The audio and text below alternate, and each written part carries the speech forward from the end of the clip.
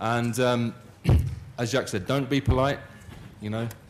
Ask the hard-hitting questions, whatever you feel is necessary. And unlike politicians, he'll probably answer them for you, okay? Okay. This guy, where are we going? This guy up here, Andrew. Yeah. He's got a mic here. What's the difference between this ideal and the communist ideal? Communism has social stratification. Communism has banks and money. Communism has armies and navies. Communism has a government. We have none of those things. Communism is also interested in the labor class. We are too, but we want to eliminate the labor as soon as possible and automate using the best of science and technology. They never really had a plan or a method. The communism isn't radical enough for this age. It was great a couple of hundred years ago, maybe, but it doesn't. It's too old-fashioned a method based on opinions rather than technology. Okay. Socialism along with it, too old-fashioned and not enough detail of what to do about it. Socialists never came up with how transportation would be designed, how schools would be designed, how to change human values, no detail. So it was the beginning, but it always became corrupt. Socialism and communism became corrupt because it's subject to those things. They also had elitism too, which helped the corruption. Yes. Okay. If all the nations agreed to your plan, how do you see it being implemented? Well, first we want to do a major motion picture, as we talked, in terms of implementation. I mean, going back before, if they all agree. We want to do a major motion picture to show what life could be like in the future, show what we're missing, because most people have no idea. We look at it as kind of therapy for transition, social therapy for transition. And we'd like people to walk out of that film and say, well, why don't we do this today? At the end of the film, we'd like to show that we're breaking ground on the first city. We'd like to build the first city, and in the first city, we would have the planners for the next city and people who are making all sorts of media, books, videos, gaming, everything to introduce this direction, because it's really an educational educational problem at this time. They have to understand it. It's not that we could just build a city and then have people move in if they don't have a good understanding of this. So this is what we see how we need to go. And we'd have the first city, and people from all over the world would come, and then hopefully build another city in their country and go on like that.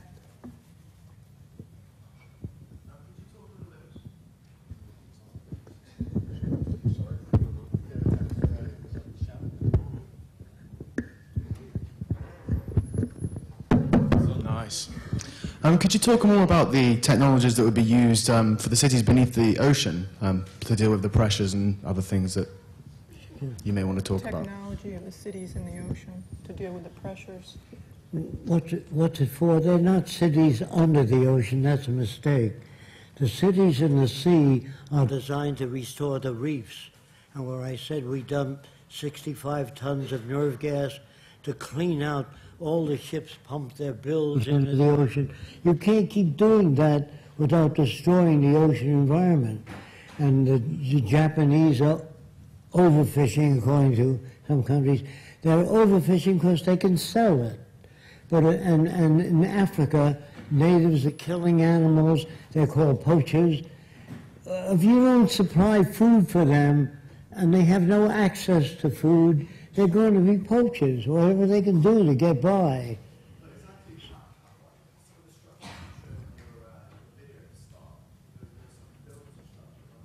You'd have to put the mic up there. What was that? He's asking about the technologies in the cities and the sea.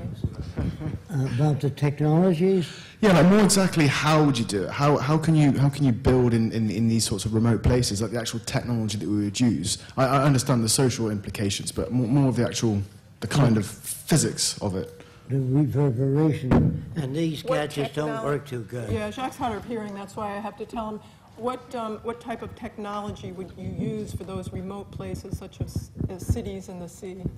Well, we have multi-decked agriculture hanging under the cities and the sea. And there are many things you can grow in salt water, food.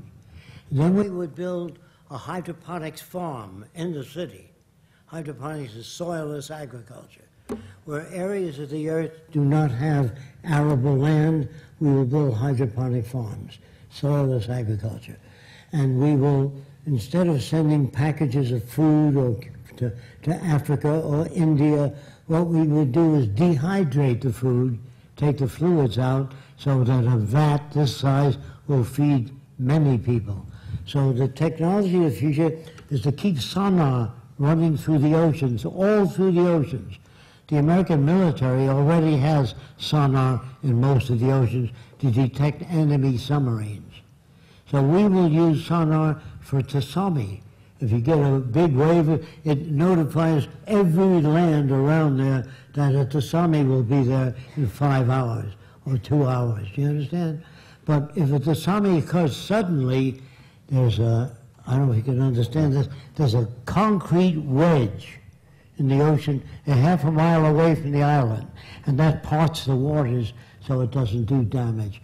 But building a dam in front of the whole island is the old way, the wrong way. It's good for contractors, building a dam. Yes. You want to take it? Sorry. Sorry. Hi, do you think it's possible to make a peaceful transition to this economy, say through one industry at a time? Or does the system have to completely fail before it's possible? We don't think there's enough time for people to make a peaceful transition. That's just not where they're at. They're not looking for anything else. People really aren't educated well enough on behaviorism, on the systems that society promote, and unfortunately, it looks like it will take a crash before people look for something else. They have to become disillusioned with their elected leaders and be homeless before they look for other alternatives. And then it's usually, what's in it for me? They look for the wrong reasons. I can't, but he had his hand up a long time. There we are. You got this guy, Richard? Yeah. What are all the different ways that we can help the Venus Project? Did you get that? Yeah, different ways that could help the Venus Project. Well, there's how to get involved on our website. And on the Zeitgeist Movement site, there are a lot of things that you can do. We also have the Venus Project design team for technical people that you can go and sign up. The VenusProjectDesign.com, right? That's going live today. Animators are doing hundreds of animations of Jacques' sketches, and he has literally thousands of them. New inventions, new designs for a new world. We'd like to use some of those in the film, and like to use them in our films, and Peter Joseph will be using some of them too. Really help in any ways that you can. If you really can't do anything, if you're not in a field that you can help with, get our material, learn as much as you can about it, and talk to others, because as I said, it's really an educational problem right now. You know, talk about the new value system. And if you do nothing, nothing will happen. We have You no leave power. here. We don't have any money. We can't make it happen. A lot of people come to us and say, well, you should be doing this, or hey, how about this idea? And they put it on us, and we're up to here with our work now. We work all the time. So we really like people to come with ideas and see how they can implement it, and we'll work with you. Okay, guy at the top there. Jacques, in regards to eliminating money bartering and sort of trade value, one example we thought of how this might come in automatically is products that are made with personal touches. If someone as a hobby makes a piece of furniture or clothing that has a personal touch, and other people want it and they attribute value to that, would bartering not start coming back in as a result? Are you talking about if there's scarcity of something that many people would want, you feel If barter there's would come in? scarcity as a result of someone having a personal touch to something that they make, you know, in terms of arts and crafts, and other people would like a piece of that. Do you think people would start bartering for things that are scarce, like art pieces that people Only have made? during the transition. But if you have, say you have a collection of 10 or 15 paintings by very famous artists after the social change, we ask you, please, why don't you put your paintings out so all people can enjoy them? He says, no, they're mine. So we put that in the newspaper. He said, no, they're mine. That'll take care of the problem. So you see, people would be inclined, if they have a wonderful collection of medias or personal collection, that would circulate around and show everybody. Personal possessions is almost shameful. If you make a painting, you can't sell it, you can give it to people that you like. That's the beginning that will help human beings. But if it's a monetary system, you're going to have problems. Yes. Hi. If a survey of the world's needs is completed and we identify that we don't have enough, who decides on how those resources are used? And would we find ourselves in a controlled society where, for example, in China you can only have one child, or this year we can't have any children because there's not enough resources? What's that? So really, who would control the resources? If there's a scarcity in some resources, who would control them? Okay. I don't know if you know this, but during World War II, we formed a blockade. So Germany couldn't get to Sumatra to get rubber. So they invented synthetic rubber. The Germans were highly technical. I'm not upholding them. I say if your country has technicians at the high point, it's very easy to solve all scarcity problems. There's nothing that man can't work on or overcome. Like the Arab world didn't have the weapons we had, so they took over airplanes and hit it, the two towers, because there's no way you can secure yourself. They say at the airports, we x-ray your baggage and all that. I can design clothing that gives off poison gas, fabric. So there's no way you can really protect yourself, because whatever you think of, somebody else out there has a brain too. They can think around that. Do you know what I mean?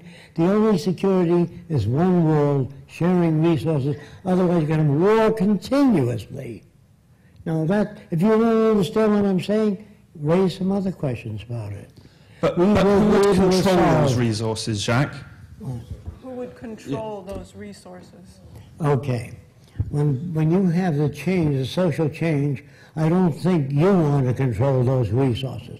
So the resources be allocated first to hospitals where people are needy and they can't access those things. And it would be used in terms of the most appropriate thing. For example, if a ship is sinking today, it's women and children first. What I would do is, do you know anything about navigation? Yeah, get on the boat. Can you catch fish at sea? Yeah, get on the boat, then women and children. But women and children is a kind of a hangover that's pleasing to people, but it doesn't solve the problem. It's the same thing with resources. Resources are allocated to the most needed places, and people are told that it's just a matter of 3 months or 4 months they'll be able to make a substitute material. Bear with us. Now, if some people can't bear with us, they're helped. They're not put in prison. He's afraid of a control group. Who would be controlling it? You know, first of all, people would have to agree that they want to go along with this direction, which is really no control, but the intelligent management of the Earth's resources. If they want this direction where we use all the resources in that way, then we lay out the plan of how to feed, house, clothe, and educate people. So, you know, if they go along with this, then there's a procedure that we carry out, because that's the end goal. The control is the end goal. And there won't be people in position of power to control resources. They don't make policy. The scientists do not make policy. We have a direction that's laid out, and if they want to go along with this, the Venus Project, then that allocates. And it's not even that. We take a survey of the Earth's resources, find out where we need different things. If we find that there are many people diseased in a certain area, we have more hospitals there, because that's the end goal, to take care of the needs of people. I want to give you an example. 2 million people die every year in Africa of malaria, and they spray poisons in the water, and that spreads all over the place. That's the way we solve problems today. In the future, we have a light under the swamp with a color spectrum turning, and that attracts the malaria mosquitoes into the swamp. At night, they drown, and the fish eat them, and we get more food. Do you understand? Okay. There are other ways of doing things other than spraying poison. When you got termites, you live in a wooden building, you get termites. We don't have any wooden buildings. They can burn. So we make composite materials that don't burn. Now, if you say, well, I like a wooden house, then it's your problem. Yes. You get all these problems in terms of control when there's scarcity, and then you have an advantaged group that controls the resources. That's what we're trying to make a proposal to eliminate the problems that they have today. We're trying to design a society that surpasses the needs of control groups, of politicians, of aberrant behavior. And if you want that, then you work towards it. Yep. I got a lot of questions from the last week's lecture in Copenhagen, where a lot of people asked me if all these technologies we see in the video, are they really developed fully and operational? I mean, could you do this tomorrow if you had the funds? We could have done it in 1927. It's not the technology that's the problem. It's the value system. Do we have the technology to build this today from your film? We could have built it in 1927. Yeah. Great answer. Great answer. Hello. There's just something that worries me about the whole zeitgeist thing. There's a very clear illustration of how capitalism is operated, and a very clear illustration of how the Venus project could be, but the area in the middle seems to be very misty. Roxanne, you have said that perhaps a new society could be formed bit by each country building a city all over the world.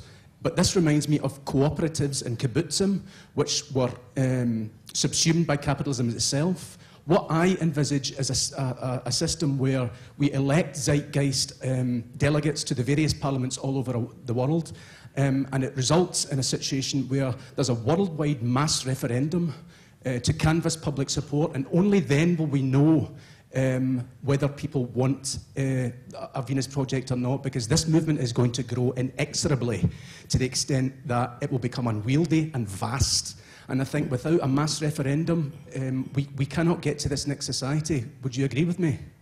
We're all for any method that helps, you know, but first they have to be introduced to it and know what it's about. Yes. But we don't see it going that way towards, in a political manner, because, you know, you have to raise a lot of funds to get out there, and then you're backed by certain people and you owe favors to certain people. So I think there will be we feel there'll be a big enough mass movement as things start to fall apart and we can get the ideas out there that we don't need to go that route. But if some people want to do that and you get a referendum, fine, any way it can get exposed. Yeah, we're for any way that works. My question is basically, because technology runs the resource-based society of the Venus Project, obviously. What's to stop, like, the people who are scientists, the technological scientists that control the fabric of the society rather than over someone whose job is painting to give to their friends for free?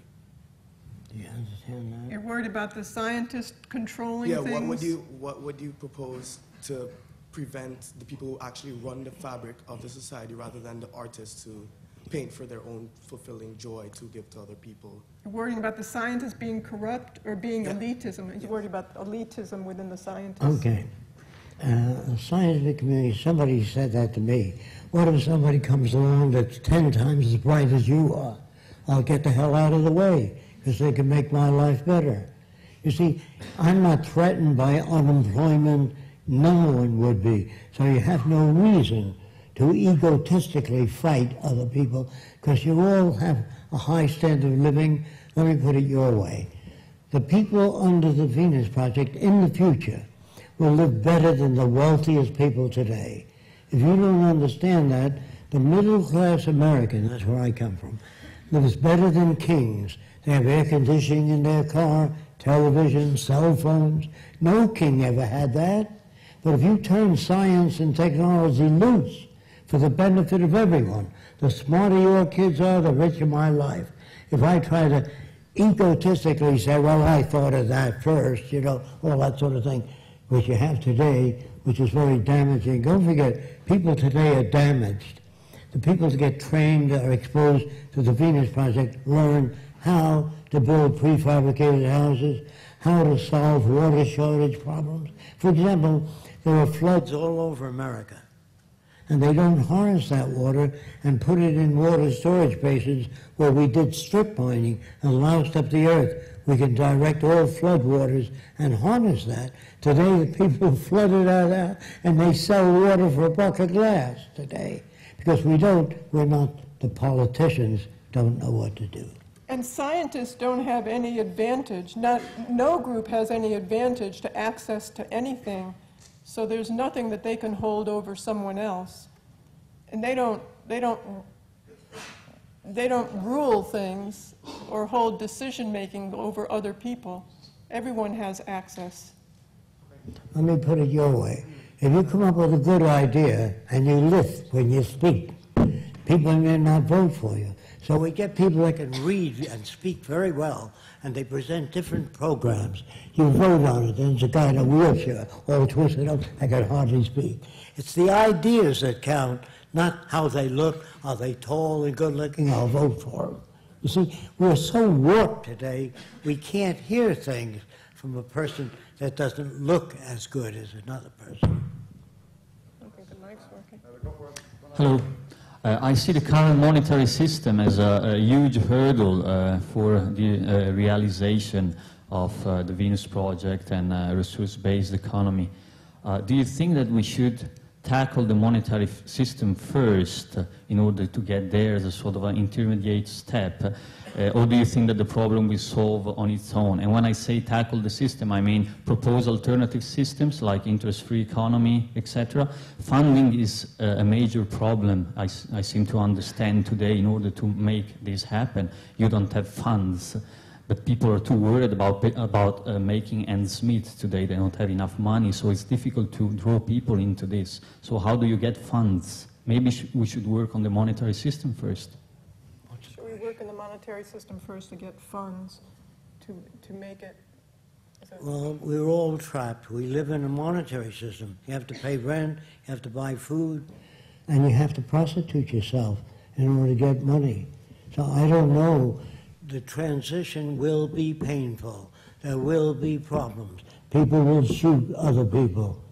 You know, there's nothing I can do about the transition. Transition has always been painful. It depends on how much work you do to enable people to understand. If you leave here and do nothing, I can assure you nothing will happen. What about proposing like... It depends on you, what you do. If you tell people how the Venus Project attempts to solve problems, what their approach is. If you don't know how to talk that way, look at thevenusproject.com. And there we have thousands of questions and answers, and we have various descriptions of the type of energy we're going to use, how it's used, where to get it, how to do it. There's a how-to all through the Venus Project. It's not about, we don't know this, we don't know that. There are a lot of people like that. But all my life I've been gathering information on how to deal with that. I used to teach dogs how to lead the blind. When I was a kid, they used to walk with a white stick. Then thereafter, I designed a gadget that you wear in your ears that generates sound, and you can hear an open door, so a blind man never banged into it. If he came in the room, he can hear the shape of a table acoustically, just like a bat flies, and it's semi-blind, and it avoids obstruction. Why can't we do that for the blind? They don't have to live in a city for the blind. All they have to do is have these things that work. So when I trained these dogs to lead the blind before that, people used to come over and say, "What a nice dog." And I said to them, I trained that dog to lead the blind, but I could have trained him to tear Japanese soldiers to pieces. The dog isn't good or bad, it's the way it's brought up. Do you understand that? Do you have anything specific on interest-free economy in the Venus project? Like getting rid of interest, usury? There is no money in the Venus project. There is no interest. There's no barter. I mean, as a transition, now we live in a monetary system, so getting to interest-free economy as a bridge to that, as a proposal. Well, he's asking what the transition would be as a bridge, a barter system.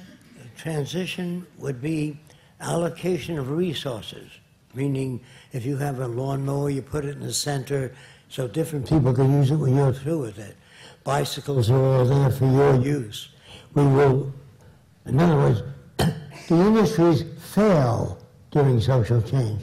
Chevy, General Motors failed. We bailed them out. We gave the money to the people that created the problem, meaning our system is basically corrupt as hell. If you take public funds where teachers can earn more and you give it to the banks and the establishment, that isn't sane, that's corrupt. So the reason you don't have a smooth transition is because the politicians are ignorant people. They know investment banking, advertising, resource management, and these aren't professions that will help people. The professions, like people come to me and say, what should my child study to have a job in the future? A profession you never heard of. The profession will be new in the future. There'll be no banking, no advertising, no profiteering. Do you understand? The professions of the future will be environmental restoration, taking care of health of people, from youngsters to old people. All get health care, whether you have money or not. There's no money in the system, so you can't pay off anybody. You can't buy a congressman off. As long as you've got money around, you're going to have corruption. No matter how many nice laws you invent, it doesn't work. And if you make money selling drugs, and I say no to drugs, you're some kind of a pinhead that's going to respond to say no to drugs. A pinhead wrote that, the wife of the president. Real stupid person. I'm sorry about that. Fascinating. Thank you very much for a very refreshing talk. I really enjoyed it. But I want to press you on the point of the transition between the current unpleasant, corrupt state that you've described, which I think many of us would probably agree with, and the rather wonderful picture you paint of the future. My particular point is about the they that is supposed to exist or not exist. I was interested to hear your colleague Peter Joseph insist that there was no such thing as they, some kind of corporate entity that is finally responsible for all this corruption and unpleasantness. But on the other hand, you this afternoon have said pretty explicitly that you think and recognize that there is such a group as they, what we may call the power holders, the corporate entity. My question to you is, surely those people are not going to give up without one hell of a struggle. You've said it's going to be painful, but have you any idea just how painful it's likely to be? These people will not give up without a struggle. They've already demonstrated their willingness to countenance death on a large scale, pollution, misery. Do you think they're going to stop? Do you think they're going to be, as Peter Joseph suggested, merely embarrassed when you tell them your wonderful message? I suspect it'll be a lot worse than that. The they out there, the monetary system, the money people will probably object to this tremendously. How do you see a transition? Will they give it up? No, they will continue to object until their business collapses. And that's what happened. The banks are collapsing. General Motors is out, so we gave them money and bailed them out. But General Motors will not succeed because there's not that much purchasing power out there now. Not only that, General Motors never submitted a design for a car to the public to look at, which gets more miles per gallon, lower in cost than Japanese cars. They have no project. And if they have no project, it'll fail again, and the bailout will not occur again. You have to let this system go right into the crash. That's where it's going. And it has to crash. Unfortunately, I wish people were sane enough to say, how can we make a better future for humankind? They don't say that. They're always protecting themselves.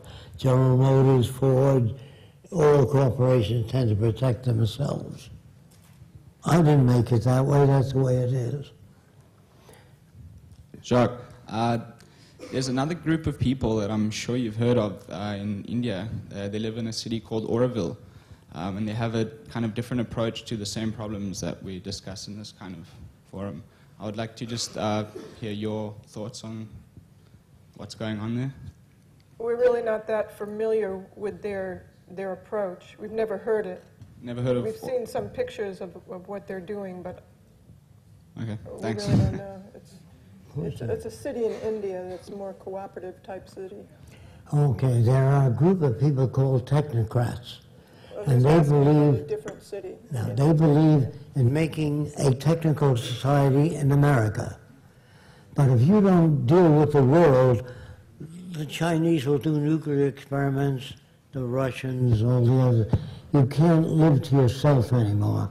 I've had people come to see me, wealthy people, that say, can you design a city of sustainability for us with a wall all around it? I said, look, people are not as stupid as they used to be during the last depression. They can launch stuff over your wall. If you're eating and living well, nobody can sit around and starving while you're living well. The idea of living to yourself comes from the old world. We must move toward the brotherhood of humanity. This is what all religions try to do, but they don't know how to do it. If religious people understood the Venus Project, this is exactly what religion's about. Because they said, well, you're concerned with the material world. You want to build new houses and roadways and transportation. And they said to me, my kingdom is not of this world, it's up there. So I said, you forgot the Lord's Prayer. Jesus said, thy will be done on earth as it is in heaven. There's no money in heaven, no business, no private ownership, no banks. If you can't get that through your head, then you're phony.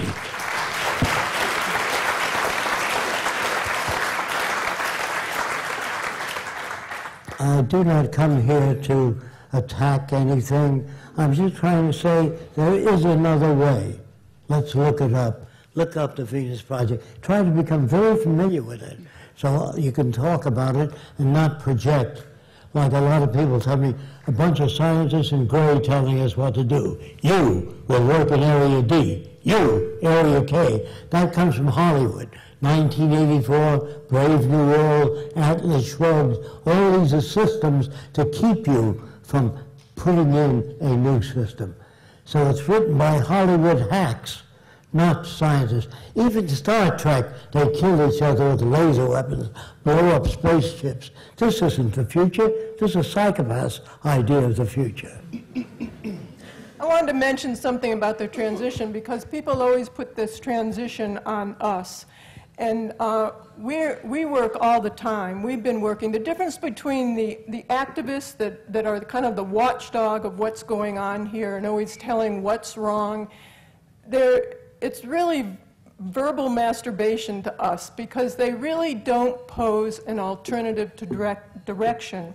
Jacques' been working on this all his life. I've been working on it for 33 years with him.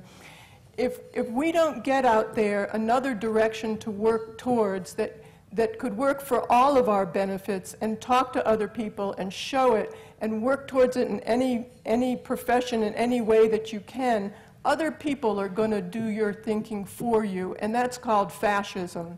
So, you know, the transition can happen in a lot of different ways. We don't know who we will meet out there, and the more you talk about it, the more we might have access to people with funding who know that this system is full of shit and want to try something else.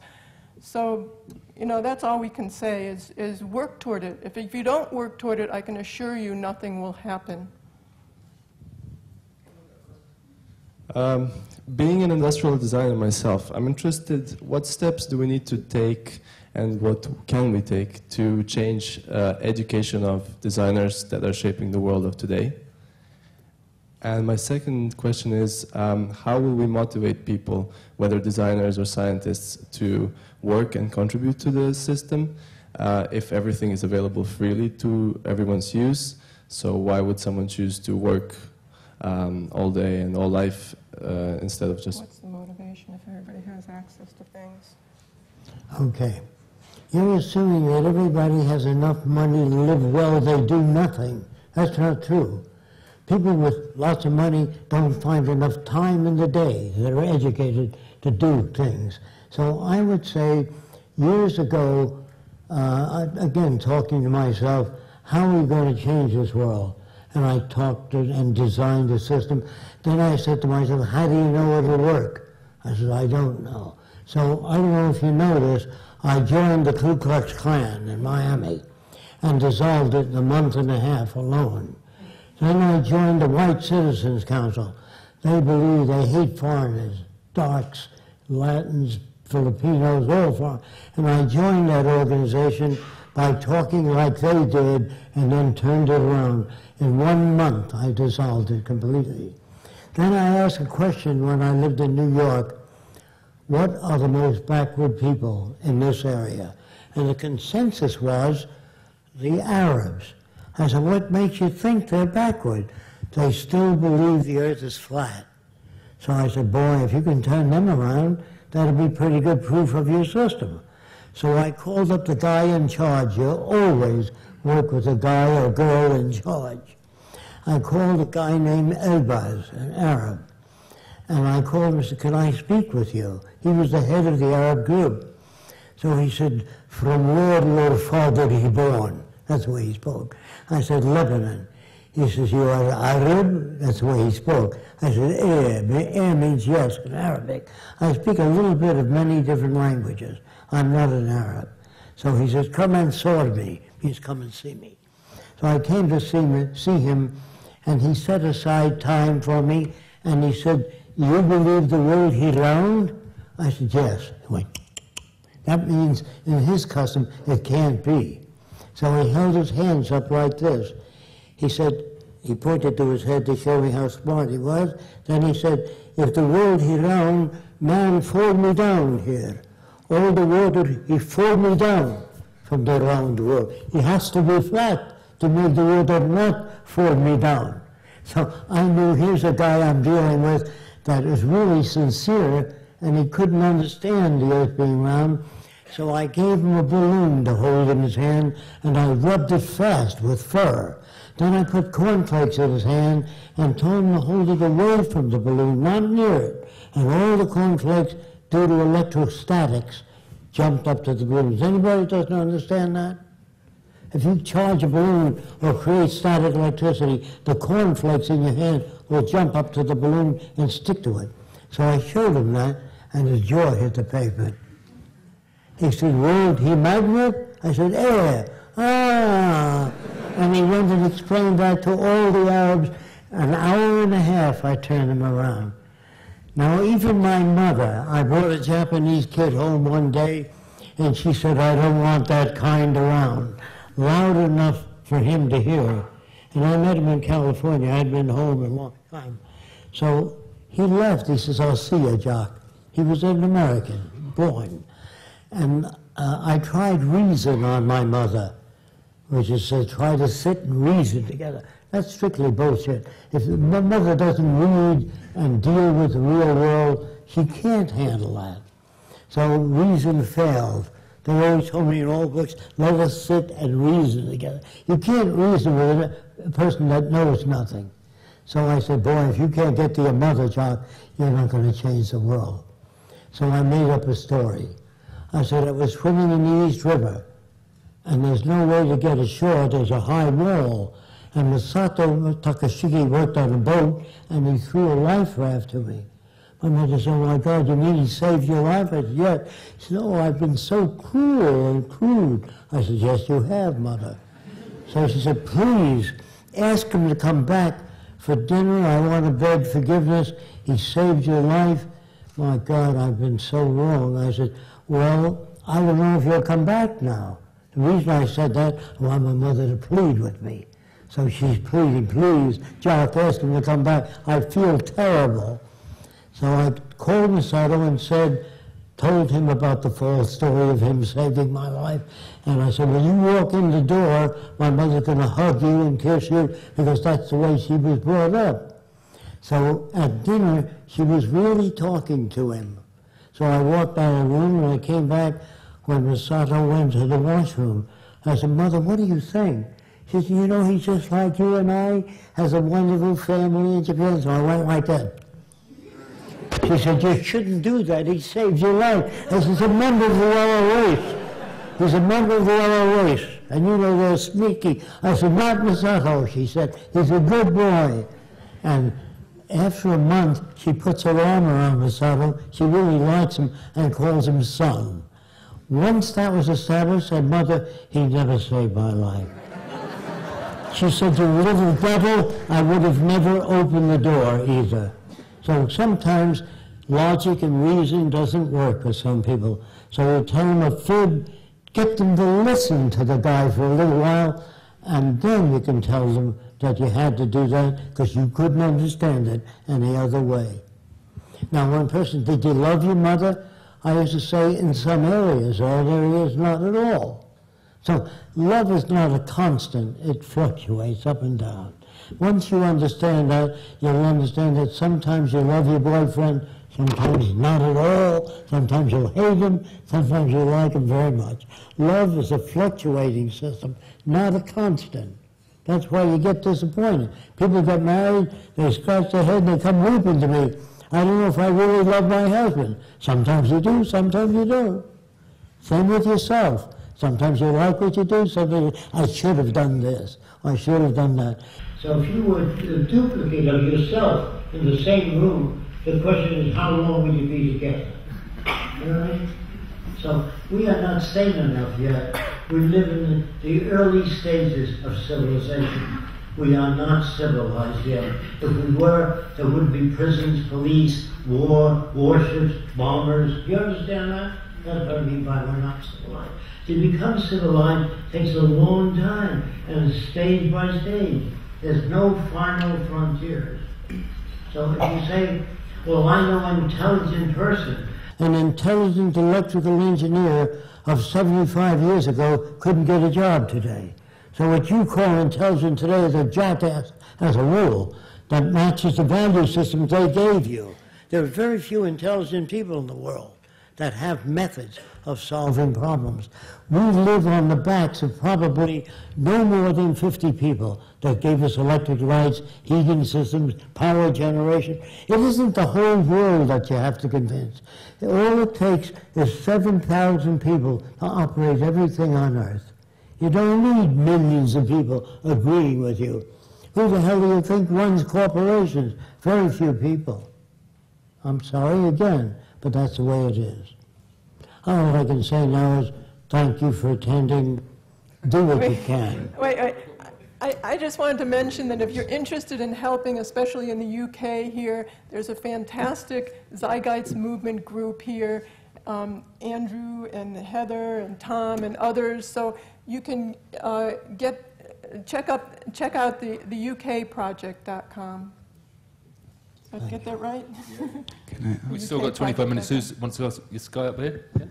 Oh, no, it's a Zeitgeist Movement, ukproject.com, yeah. Yes, sorry, back to my question, is how would you change designers' education to drive them in the direction of the Venus Project? How would you change education to drive it in the direction of the Venus Project? You never give kids grades. If you do that, they say, I got an A, I got a failure, you build jealousy and envy. So our schools do not use words that they've learned thousands of years ago, like that's wrong. That's wrong, doesn't tell anybody anything. But if you say, if a kid spells cat with a K, if you say very close, it's just one letter we change, don't say that's wrong. No, but I mean specifically in designing. I didn't get that. In designing? In designing, yes. How should designers be educated? Not general education. I think he's in design. How would designers be educated? Depends if the design, are you an industrial designer or fabric designer? Industrial. Industrial. Industrial design would be based, the teaching of industrial design, on minimum waste of resources. Never design products to wear out and break down. Do the best you can. An old Volkswagen, if you drive an old Volkswagen and I drive a Mercedes, if your brakes fail, I die.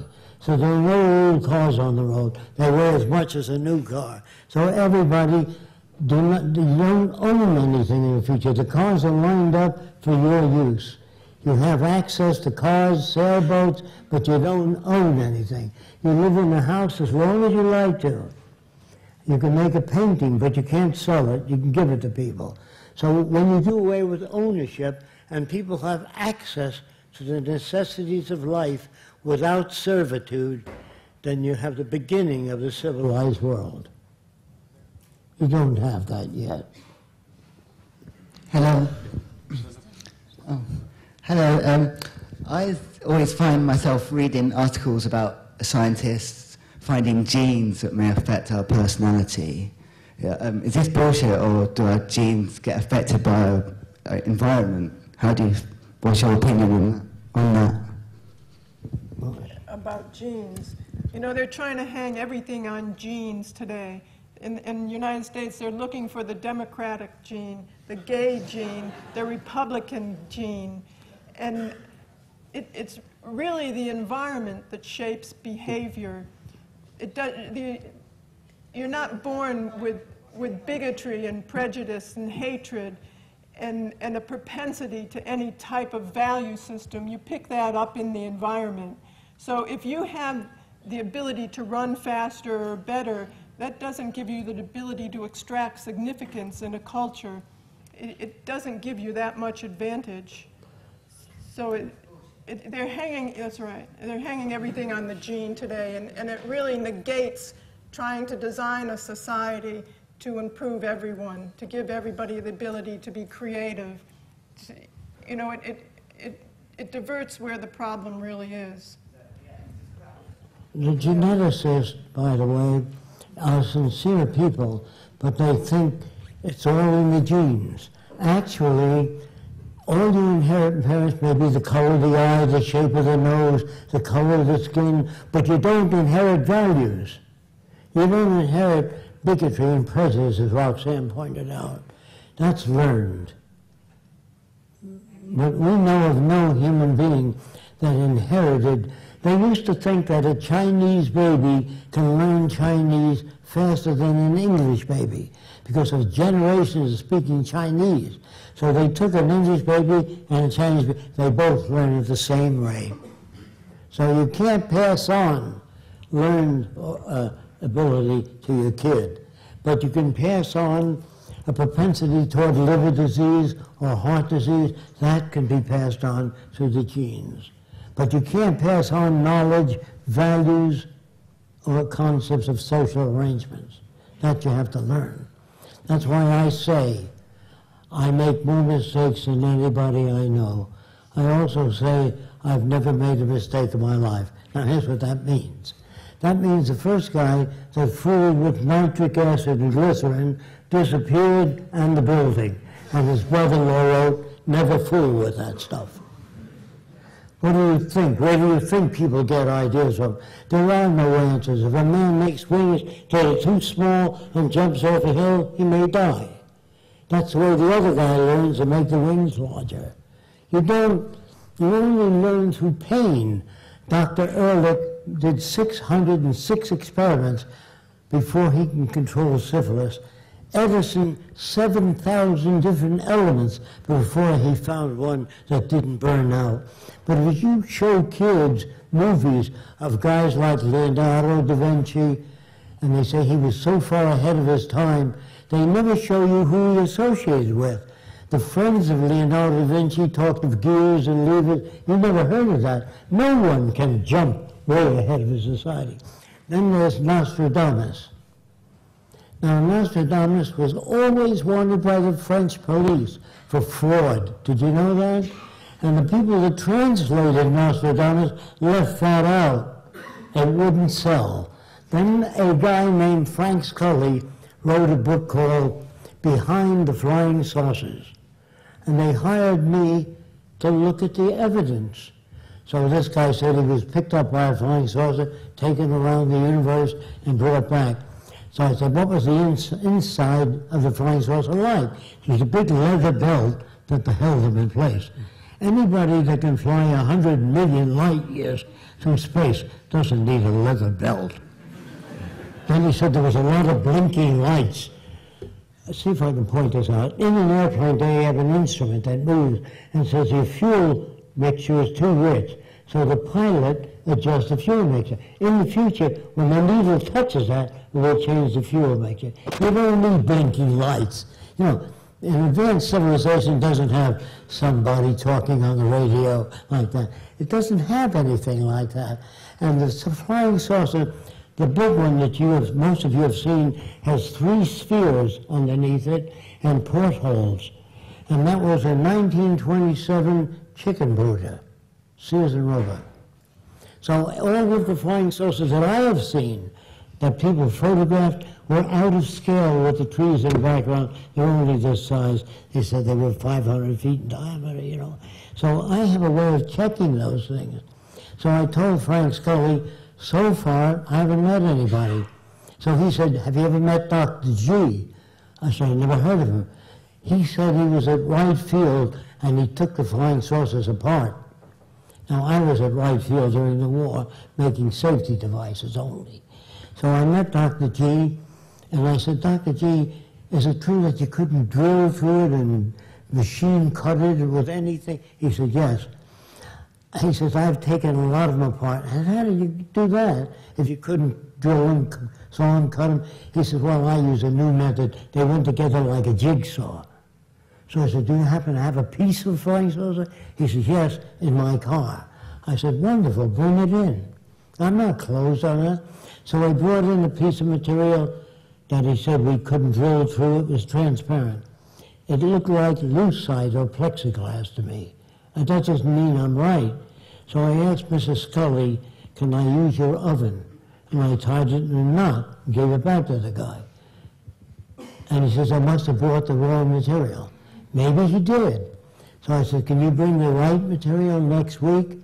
And there was a whole gathering at Scully's home. And he brought me a metal part, and it still had the Army serial number on it.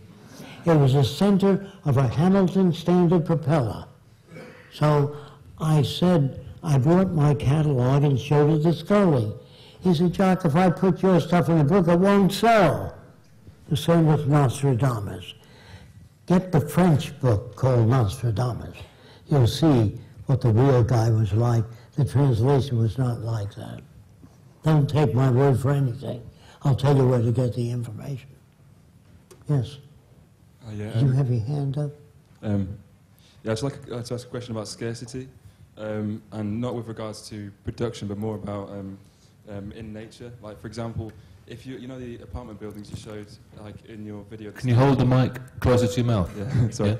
Yeah? If you know the apartment buildings you showed at the start in your video, well, if a lot of people, if the most desirable one is the penthouse apartment, you know, that's essentially that's scarcity right there. And if the apartment's built in like the most desirable part of the country, let's say, you know, who decides who gets it? There's scarcity right there. So you can have abundance in terms of food and production, all these things, but there's still scarcity that exists in nature because, you know, there's still scarcity we've got limited more space. desirable places to live or penthouses. You're talking about the present-day system. You see, have you seen talking about your houses, the uppermost apartment would be the penthouse and more desirable place to live? Okay. Yeah, I mean... So instead of making fair, square buildings, if you do that, most people want the corner apartment where the view is better. So we make our buildings round so the view is pleasant for everybody, and some of the buildings turn. Yeah, but you could argue that... In other words, what you try to do is educate people and give them whatever they want in their home. In other words, we only design the exterior, you pick the interior. Now here's how you pick a home in the future, so you'll understand. In the Venus Project's design, you sit in front of a plastic bubble, about 3 feet in diameter, and you talk. You say, I want a home. The bubble is the architect. It says, what kind of home? Most normal people are not sure. So different homes appear in turn. Until you say stop, something like that, then she says, I'd like the children's room next to the adult bedroom, and it moves as you talk. Then your husband or your boyfriend says, I'd like a balcony sticking out over the pool. And the machine says, how far out? And you say, 8 feet. And the machine says, if you go 12, you can have a dining area. It doesn't override you, it merely suggests. The machines are subject to the will of people. They don't override anybody. They just say, if your bumper is this high on a car and you have sonar in front of your car, you can't hit another car. Now, if you make your car of the memory metal and you dent the fender, you press straight again and the fender goes back out. Who will hate you? The people that straighten out fenders. There's not a thing you can design and stand for that someone won't hate you for, no matter what. Yes. Somebody over there. Jack, I was just wondering whether your concerns about the planet and the resource-based economy ties in with what scientists are saying now about our planet and the way it's moving and climate change and the fact that resources are running out at a faster rate.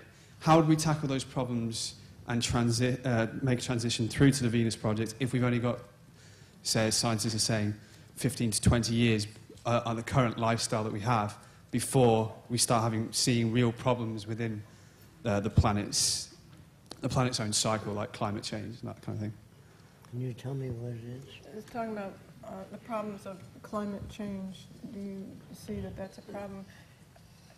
That's not up to us. We have no power. It's up to you.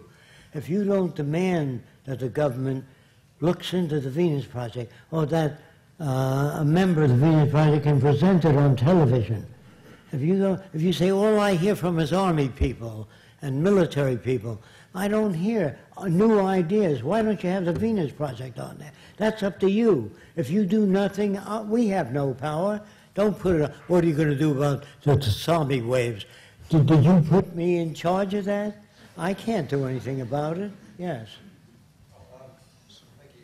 How can criminals and corrupt individuals be dealt with in a world where there are no justice systems? Okay. First of all, there's no money anymore, you know.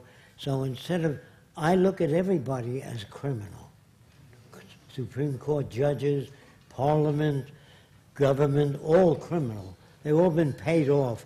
The drug companies pay off senators to carry out their problem. So what are you going to do with the criminals? When you go to a supermarket, you buy a box of Wheaties. If you open the box, sometimes the Wheaties are halfway down. To me, that's criminal. Small print is criminal. So most people are criminals.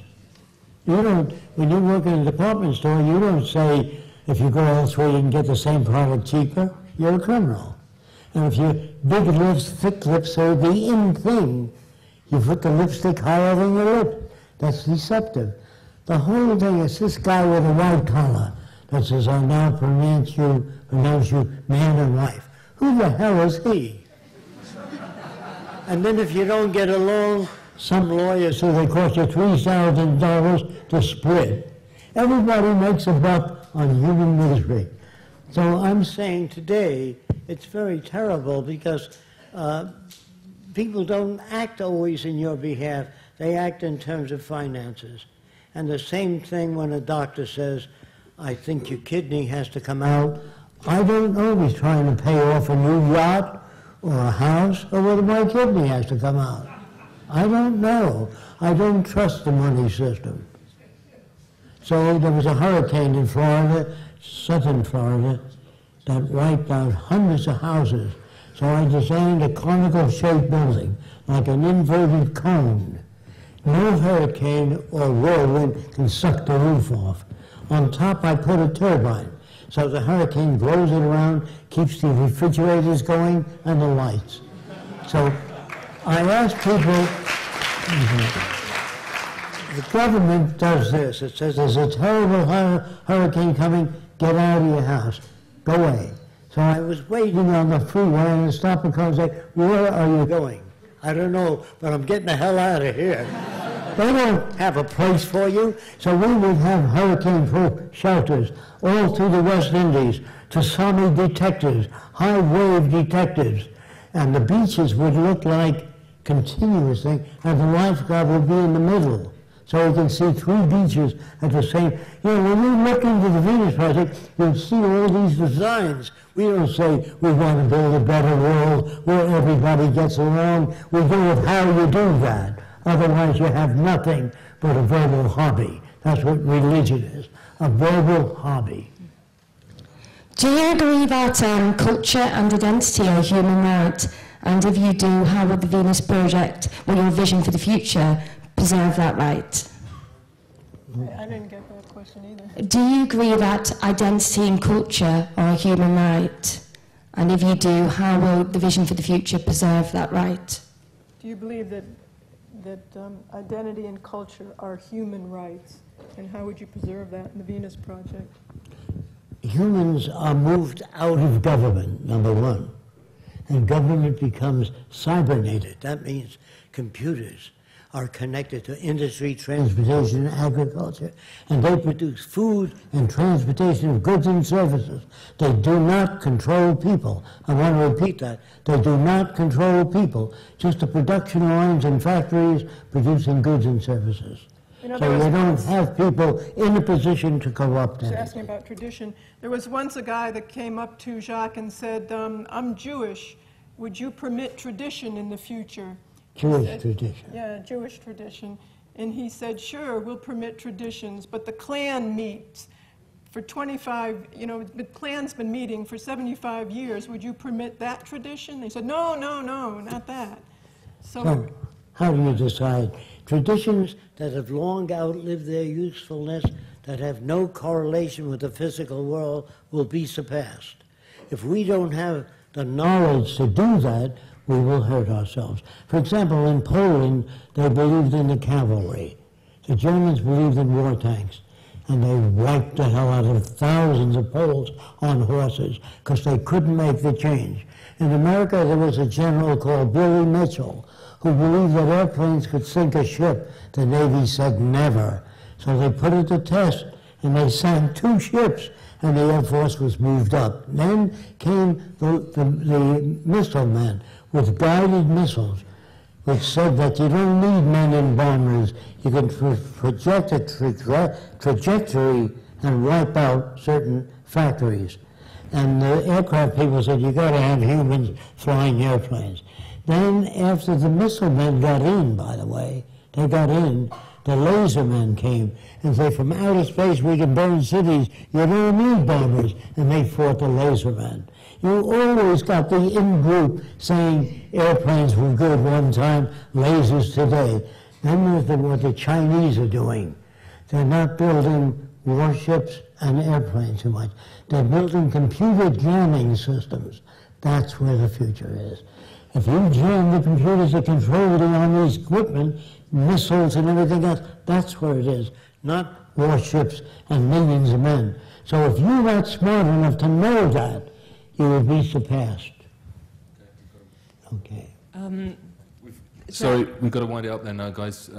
Jacques' got another lecture in a couple of hours, and he needs to get some rest. And I hope he's answered all your questions. I mean, he can't remember everything. You can check out on the Venus Project website, and you get more answers that you need.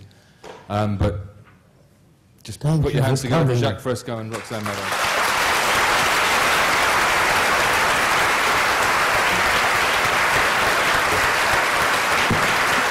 The Venus Project isn't perfect. It's just a lot better than what we got. It's up to us. It's up to us now as well. Yeah. We're all the same. There's no. It's up to us to do this, not just Jacques on his own. That tells you what to do.